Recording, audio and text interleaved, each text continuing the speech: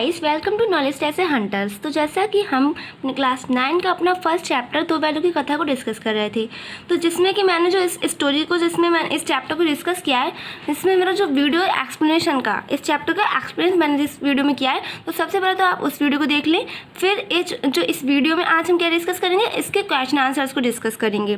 क्योंकि आप उस वीडियो को क्यों देखें, क्योंकि गाइस अगर आप लोग को इसका जो चैप्टर है वही समझ में नहीं आया होगा अब तक, तो आप ये क्वेश्चन आंसर नहीं कर पाएंगे अच्छे से। सबसे पहले जो मेरा एक्सप्लेनेशन वीडियो उसको जाके वॉच करें।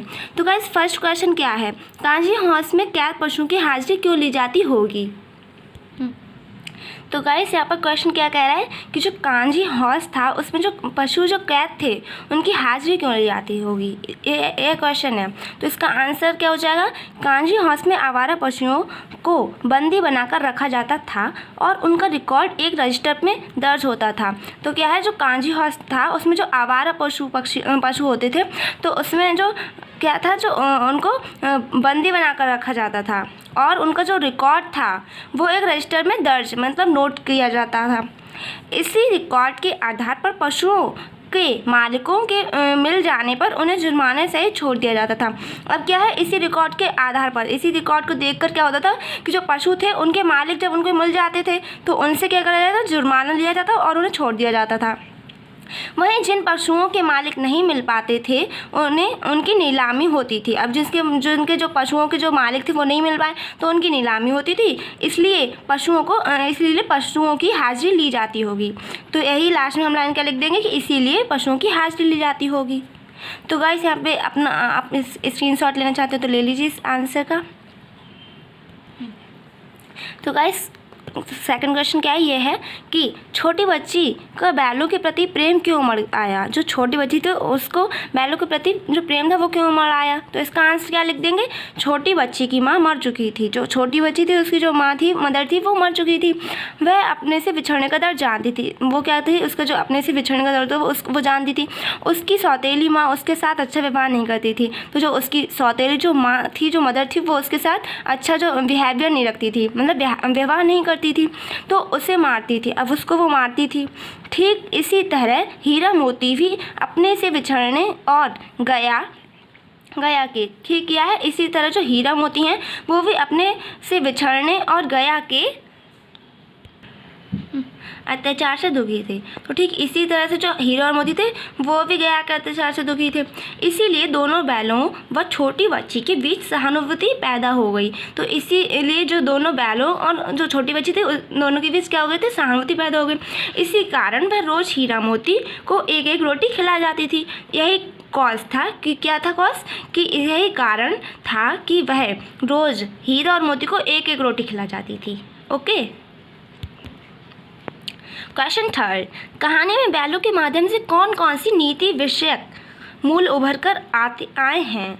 तो जो एक क्वेश्चन थर्ड दिख रहा है इस आपको, तो ये क्वेश्चन है, ये इम्पोर्टेंट है बिकॉज ये लेंथी थोड़ा होगा बट ये इम्पोर्टेंट बहुत क्वेश्चन है, ये क्वेश्चन बहुत इंपॉर्टेंट है, तो आप इसको अच्छे से लर्न कर लेना। तो इसका आंसर क्या हो जाएगा, कहानी में बैलों के माध्यम से नीति विषयक मूल उभर कर आए हैं। तो इसी से थोड़ा सा क्वेश्चन को देखकर इससे हम नीचे भी यही लाइन लिख देंगे कि यहाँ पे माध्यम है, तो यहाँ पे कौन कौन सी की जगह पे हम नीति विषयक मूल उभर कर आए हैं, माध्यम से नीति विषयक मूल आए हैं। वो क्या है, जिनमें से प्रमुख निम्नलिखित हैं। अब जिनमें से क्या है, जो प्रमुख हैं वो नीचे हम बताएंगे वो है, ठीक है, लिखे हुए हैं। तो यही लिख देंगे, कहानी में बैलों के माध्यम से नीति विषयक मूल उभर कर आए हैं जिनमें से प्रमुख निम्नलिखित हैं। तो फर्स्ट क्या है, स्वामी व्यक्ति की भावना। तो ये हेडिंग पर जाएगी। और क्या है, झूरी से हीरा मोती का आत्मीय संबंध था। अब जो झूरी था उससे उसका क्या था, जो हीरा मोती से उसका आत्मीय संबंध था। इसी लगाव के कारण हीरा मोती बार बार विपत्तियों से लड़ते हुए झूरी के घर वापस जाना चाहते थे। अब इसी लगाव के कारण क्या था, जो हीरा मोती थे वो बार बार विपत्तियों में इस कठिनाइयों से लड़ते हुए भी क्या करते थे, तो फिर वो क्या करते थे, झूरी के घर वापस लौट जाना चाहते थे। ठीक है गाइस। तो फिर सेकंड क्या है, सच्ची मित्रता। सेकंड पॉइंट में हम क्या लिख देंगे कि सच्ची मित्रता, हेडिंग डालेंगे। एंड देन क्या है, कहानी के प्रमुख पात्र हीरा मोती के माध्यम से मित्रता का पवित्र भावनात्मक मूल उभरा है।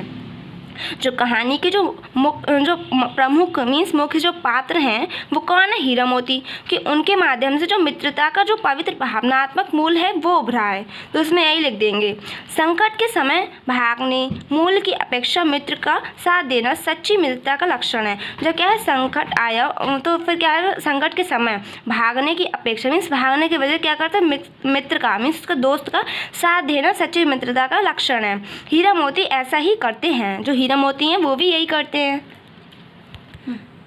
तो इसी थर्ड पॉइंट क्या है, इसी मतलब कि एक आंसर थर्ड का जो थर्ड पॉइंट है वो क्या है, हमने 2 पॉइंट से पहले कर लिए गाइस। तो थर्ड पॉइंट क्या है, स्त्रियों के प्रति सम्मान।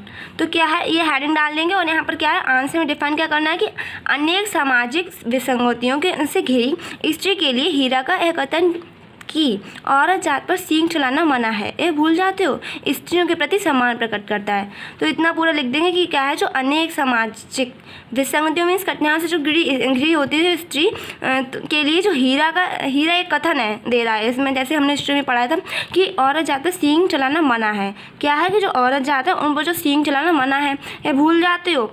स्त्रियों के प्रति सम्मान प्रकट करता है, जो स्त्री हैं उनके नारी या स्त्री कुछ भी गा लीजिए आप गाइस यहाँ पर, तो उनके प्रति क्या सम्मान प्रकट करता है। अब फोर्थ पॉइंट क्या है, परोपकार की भावना।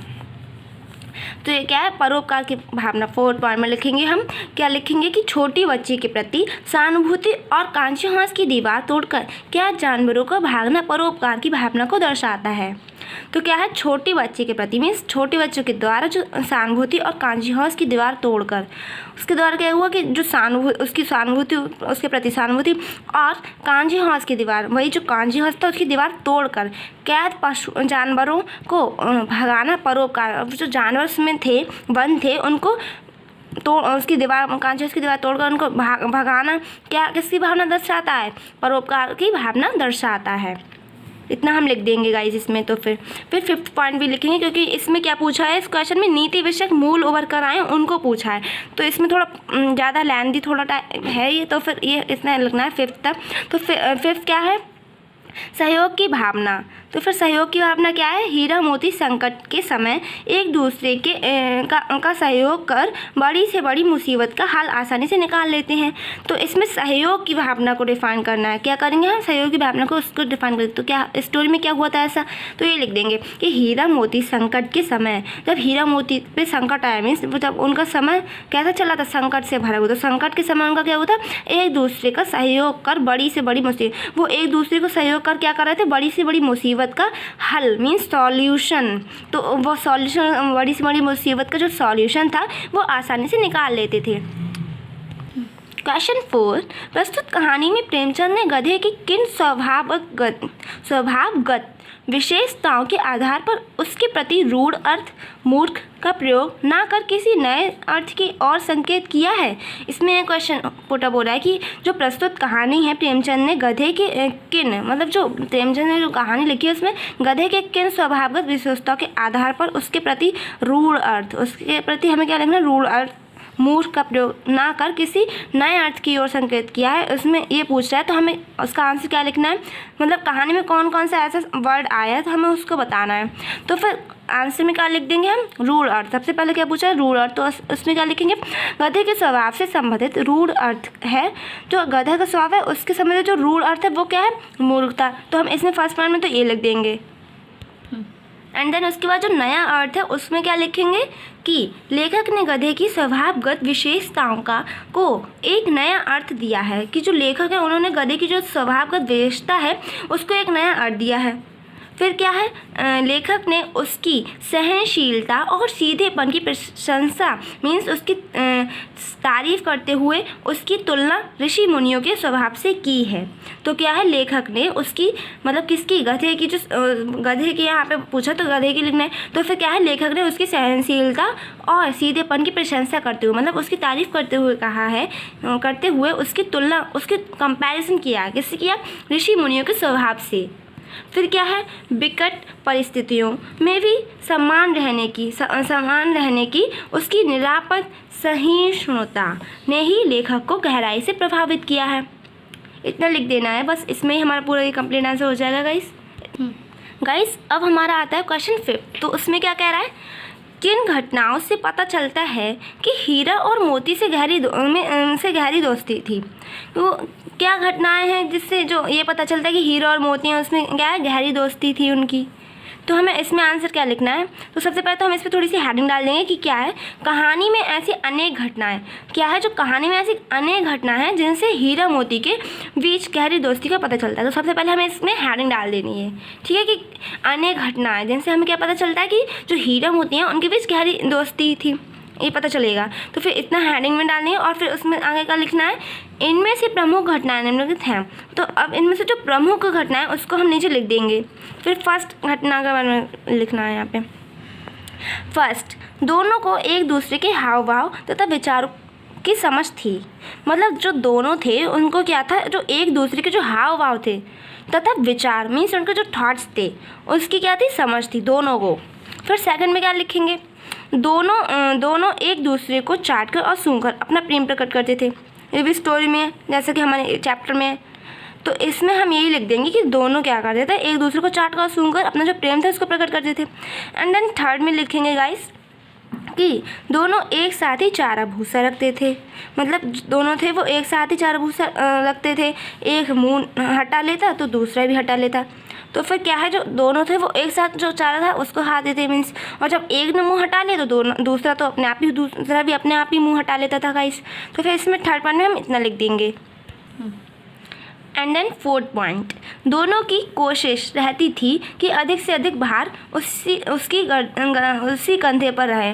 मतलब क्या था, दोनों की क्या कोशिश रहती थी कि जो अधिक से अधिक मीन्स ज़्यादा से ज़्यादा जो भार था वो उसकी कंधे पर रहे। यही इतना लिख देंगे फोर्थ पॉइंट में कि जो दोनों का जो भार था उससे मतलब दोनों यही सोचते थे कि ज़्यादा से ज़्यादा जो भार था वो उसके कंधे पर रहे। और फिर क्या है फिफ्थ पॉइंट, कांजी हाउस में जब मोती हीरा की रस्सी काटने में असफल रहा तो हीरा उससे अकेले चले जाने को कहता है। जब क्या है, जो कांजी हाउस में क्या हुआ था, जब वो सब जानवर बंद थे तो क्या हुआ था, जब वो क्या है, जो कांजी हाउस में जब मोती हीरा को रस्सी काटने में असफल, जब क्या है, जो मोती क्या करता है, जो हीरा जब हीरा को रस्सी काटने में असफल रहा, जब हीरा था वो रस्सी काटने में असफल रहा तो हीरा उससे अकेले चले जाने को कहता है। तो हीरा क्या कहता है, मोती से कहता है तुम जाओ। तो फिर वही है इसमें कि अकेले चले जाने को कहता है। लेकिन मोती क्या करता है, मोती क्या सुनो, तो फिर क्या है, लेकिन मोती आंखों में आंसू भरकर जाने से साफ इनकार कर देता है। हीरा तो मोती से कहता है कि तुम जाओ, लेकिन मोती की आंखों में आंसू आ जाते हैं, उसकी आंखों में आंसू भरकर जाने से वो क्या करता है, आंखों में आंसू आ जाते हैं उसके, और वो जाने से साफ इनकार मीन्स मना कर देता है। सो गाइस, यहीं पर जो हमारा चैप्टर दो बैलों की कथा उसके जो क्वेश्चन आंसर्स हैं वो हमारे फिफ्थ क्वेश्चन से फिनिश हो चुके हैं। अब नेक्स्ट वीडियो में हम क्या करेंगे, इसके जो रिमेनिंग क्वेश्चंस हैं और जो उसके रिमेनिंग क्वेश्चंस हैं उसको डिस्कस करेंगे।